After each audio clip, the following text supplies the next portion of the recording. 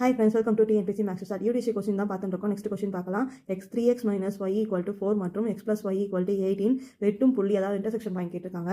இந்த சம் பாருங்க. இப்போ 3x minus y equal to 4 x plus y equal to 8 இதை வந்து இது பண்ணோம்னா ப்ளஸ் பண்ணோம்னா என்ன வரும்? இது கேன்சல் ஆகும். இப்போ 4x equal to 12 கிடைக்கும். இப்போ x equal to 4 டிவைட் பண்ணா 3 கிடைக்குது. இப்போ xோட வேல்யூ அதை சப்ஸ்டிட் பண்ண வேண்டியது தான்.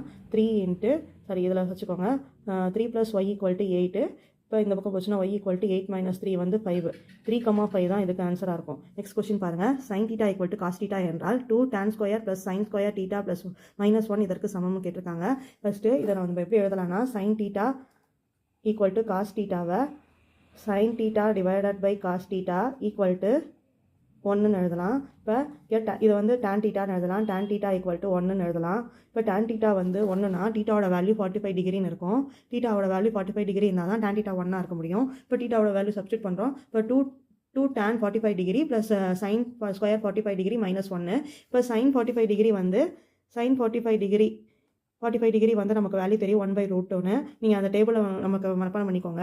அது ஈஸியாக இருக்கும் உங்களுக்கு. அப்போ தான் இப்போ இது சப்ஸ்டிட் பண்ணும்போது 2 × 1 plus 1/2 the whole square √2 the whole square -1. இப்போ 2 plus 1/√2 வந்து 1/2 ஆகும் -1ன்னு இருக்கும். இதை வந்து மறுபடியும் இது பண்ணும்போது இது வந்து 1 ஆகிடும். இப்போ 1 + 1/2 வந்து 3/2ன்னு ஆன்சர் கிடைக்குது. இப்போ 3/2 தான் இதுக்கு ஆன்சர். இது புரிஞ்சிருக்கும்னு நினைக்கிறேன். நெக்ஸ்ட் கொஸ்டின்லாம் நெக்ஸ்ட் வீடியோவில் பார்க்கலாம். சேனலுக்கு சப்போர்ட் பண்ணுங்கள், சப்ஸ்கிரைப் பண்ணுங்கள், கமெண்ட் பண்ணுங்கள், லைக் பண்ணுங்கள், உங்கள் ஃப்ரெண்ட்ஸ்லாம் மறக்காமல் ஷேர் பண்ணுங்கள். தேங்க்ஸ் ஃபார் வாட்சிங் அவர் சேனல்.